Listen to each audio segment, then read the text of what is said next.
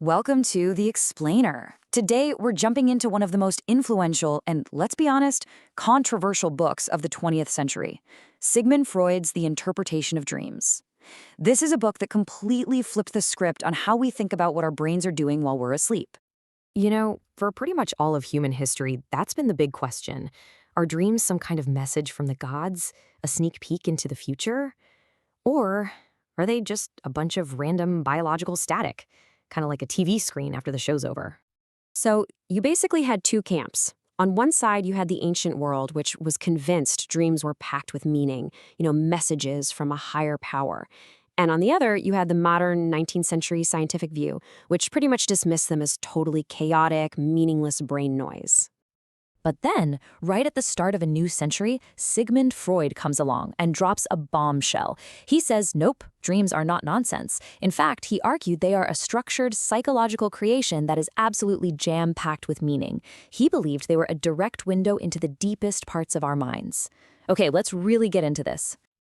So, Freud's whole theory, it really boils down to this one, surprisingly simple idea that he called the wish fulfillment hypothesis.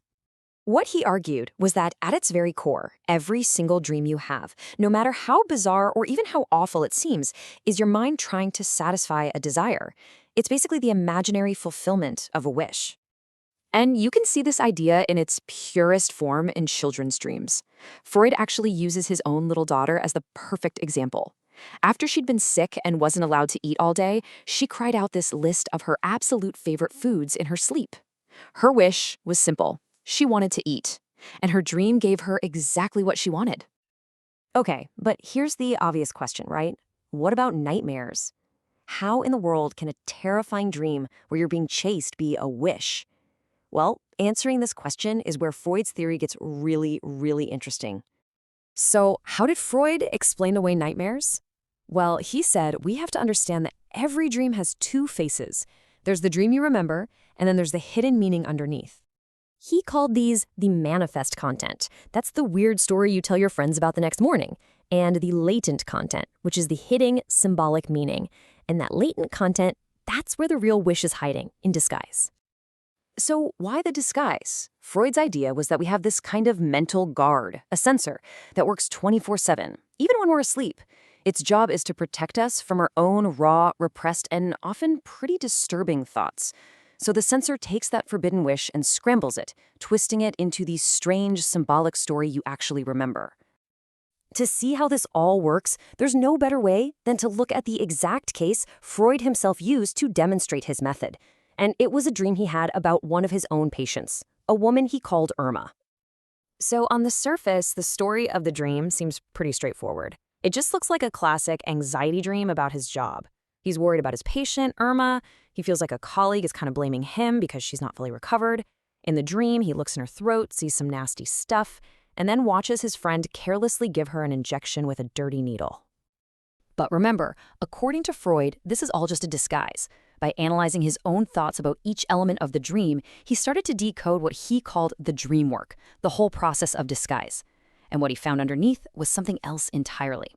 So get this, the hidden wish wasn't about anxiety at all. It was a wish to be found innocent. The whole dream was just this elaborate construction of excuses, all screaming the same thing. I am not to blame for Irma not getting better.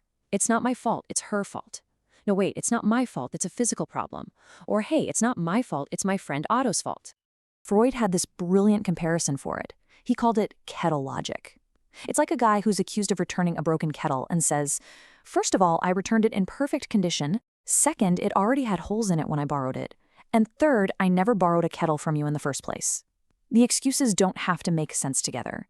If any one of them is true, he's innocent. The wish is fulfilled. So how exactly does this sensor pull off the disguise?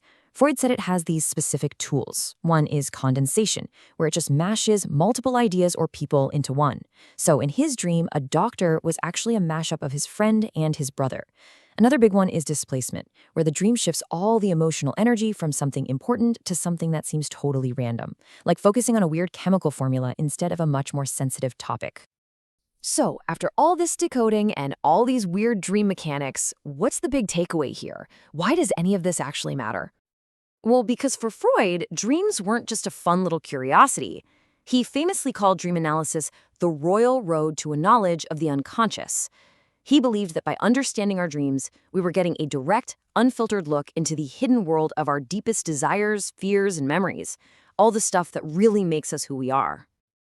In the end, Freud was absolutely convinced that if you could just reverse that dream work, if you could peel back all the layers of disguise, you would find that the core of every single dream, no matter how scary or boring it seems, the fulfillment of a wish.